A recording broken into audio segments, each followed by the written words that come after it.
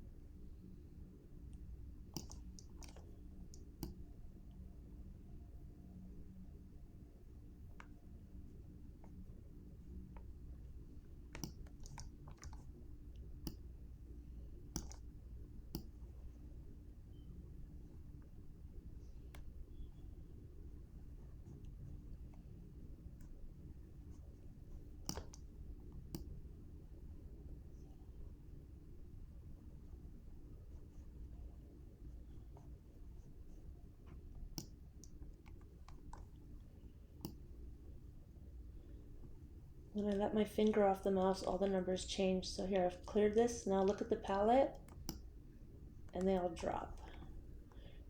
Click. I color this in. I'm just holding it with one mouse button.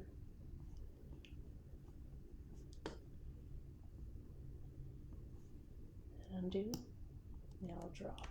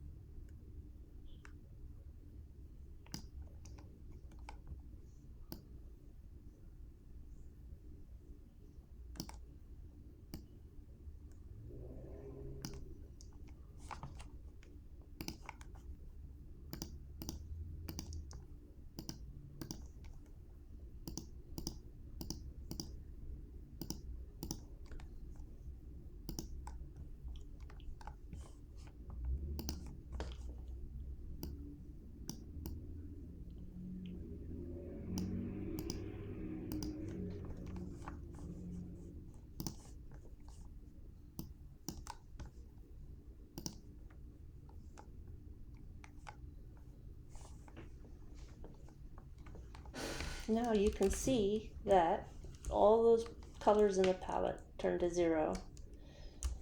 And so I resize it. What I do now is I go through and I'm going to delete all the zeros. So we go remove active script from the palette. Just a right click.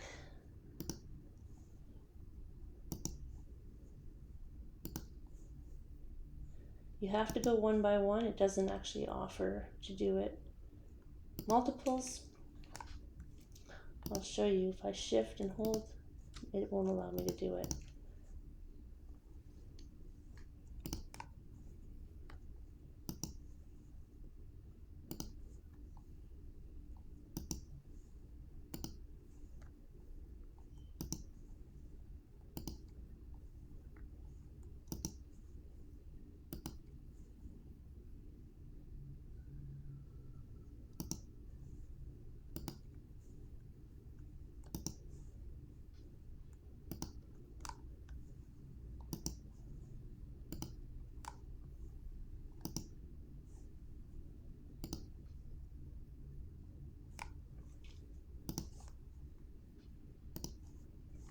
Now, you've got these random ones, so we're going to find them.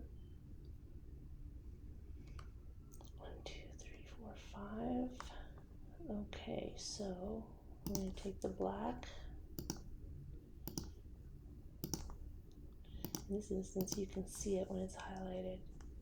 So now let's unhighlight it and then delete this from the palette. Now, of course, there's white. Oh, okay, the white is right there.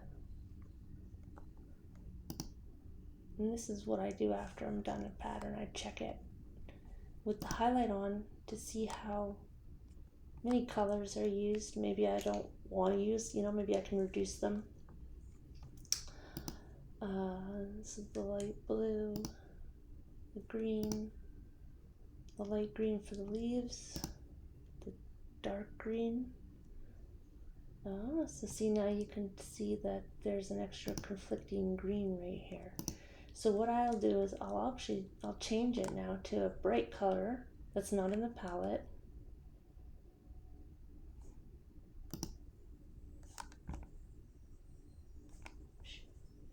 That's not the right one. Replace active thread with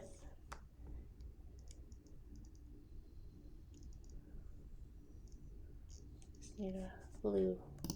This one might work.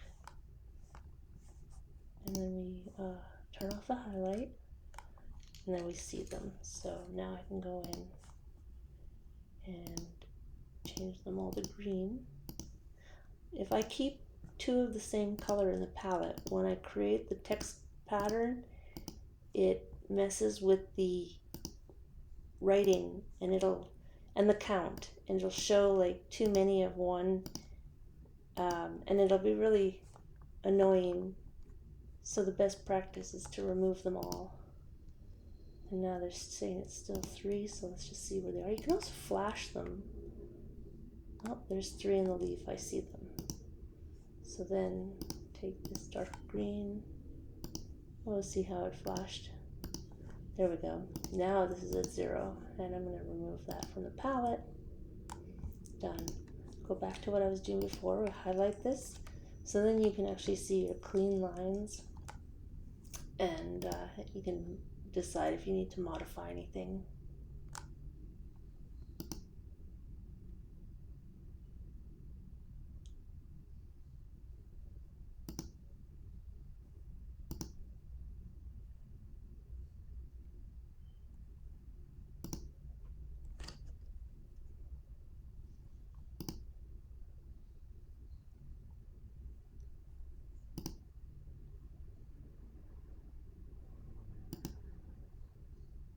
So everything looks fantastic. Now it's really just trying to figure out if those are the right colors to keep and the yarn. So now we'll do this. And you can always change the background, which is really fun. So if I wanted to go in here and I'm like, oh, I didn't want to do light blue, I want to do something else, all I have to do is edit the current thread. Not edit the current thread, I keep doing that. Replace active thread, and I can do it with, like, I don't know, that, or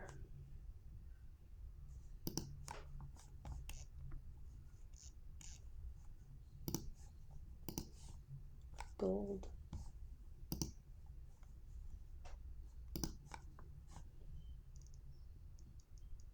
And these are all DMC colors, so if you didn't know which yarn to use, you can go and match them up to the threads. And you can always change the colors.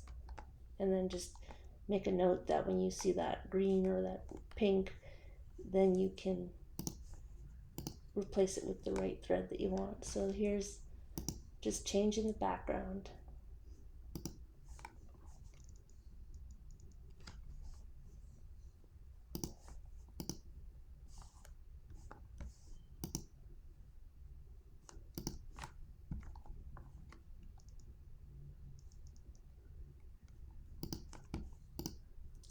I like the light blue because I think of a birdie in a tree. That's what it looks like to me. So I just saved that project. And now you just do, and you always check it over to make sure that it's correct, because if it's not, you're going to go back in and fix it and have to change it. And that's no fun.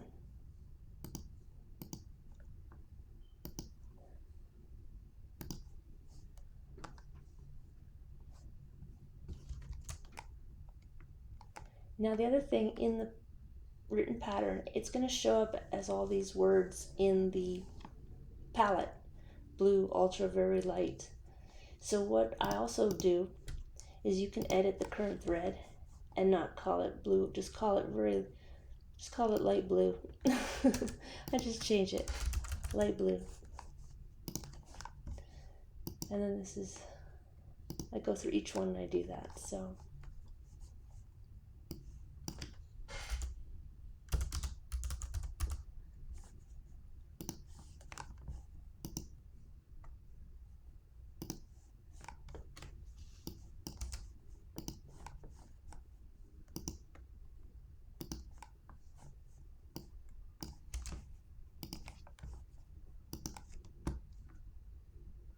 now this olive green is the beak, and the tangerine are the yellow, and the plum is that. So we have three colors conflicting, and we want to reduce it as much as possible. So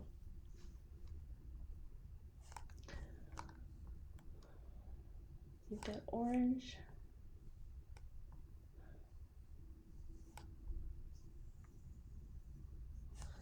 I try to keep less colors.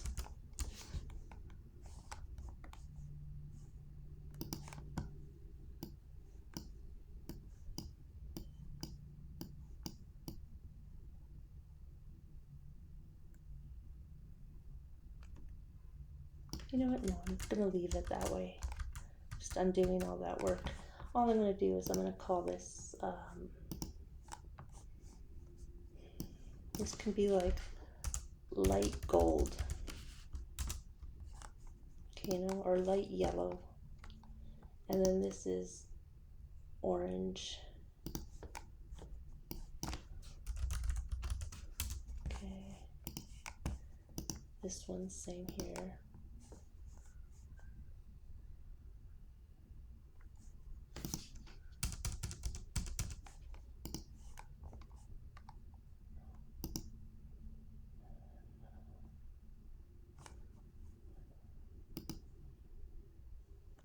So what I'm also going to do then with this instance is I'm going to remove that. I'm going to color this in as light blue, the same as the background, because you don't need a whole ball of yarn for something so small.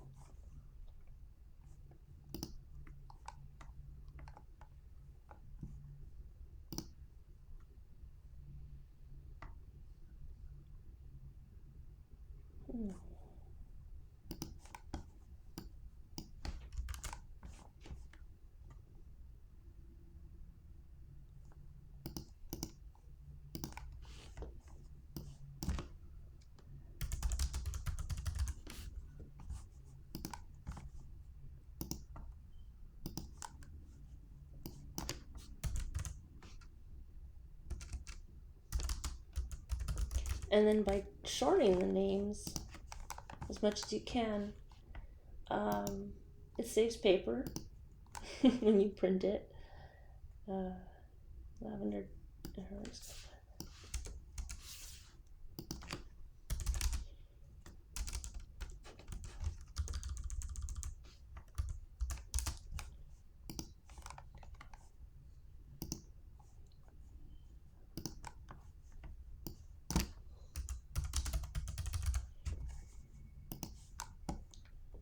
And when you're working, you just really need something that's going to be quick and easy to see and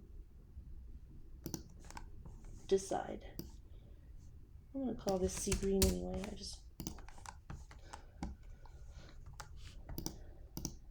This is,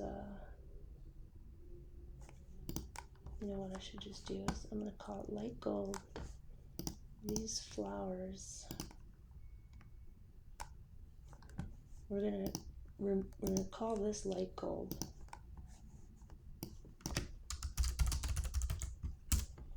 Okay. And then we're going to color this in to be light gold. And again, we do this to eliminate the number of colors in the palette, which will reduce the amount of real estate it takes on the page to read it, and it will reduce the amount of yarn that you need, so you don't have an extra ball just for this little petal.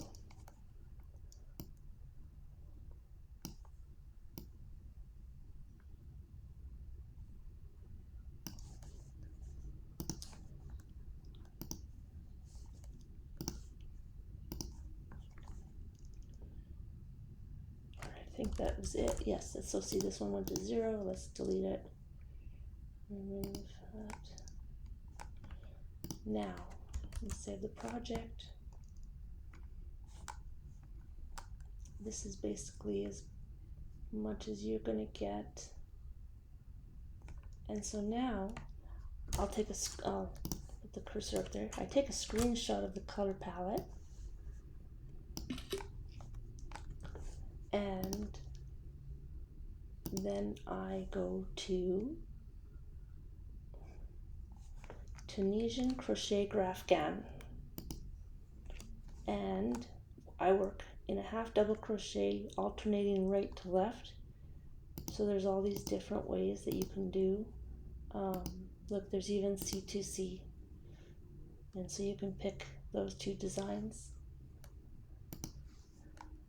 I go by the thread name, and do I want to go from the top down, or do I want to go from the bottom up? And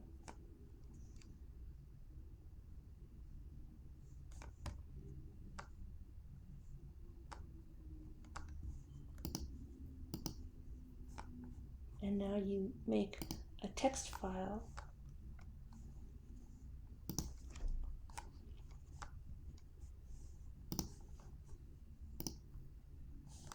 Here we go. And when it comes up, what you want to do is, what I'll do is I'll also add the size. Sometimes I forget, but 150 by 150.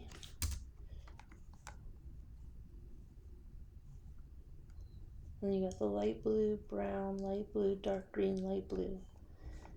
And it comes all in these parentheses. And so what I do also is I like to scroll through, and I notice if there's any weirdness, like I will see it. It'll be a 0, it'll be a wrong 1 pixel be off or something like that, but everything looks good. It ends in 3 rows, and that's it. And so then I'll take this and I say save as a PDF, and then this PDF is what I take to the store or print on my printer.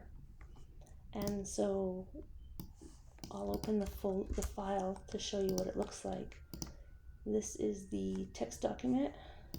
This is the PDF. So when I open the PDF, here we are, row 1 to 12. How many pages in total? 18 pages. That's not too shabby. And then you can just go and print off 1 page at a time as you work.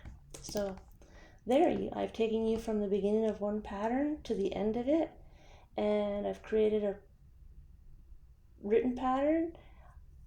I will post this on the Facebook site, and I was just thinking that I could show how to do a chart, but again, I don't think you can export as a stitched view. Okay, and we say large. This is where I get my images from too, so I'll save that to the desktop here. And so this is about as best as you can get with the stitch views, and you see all the little stitches. So anyways, appreciate you watching. I appreciate showing you, and till the next pattern. Thanks for watching. Bye-bye.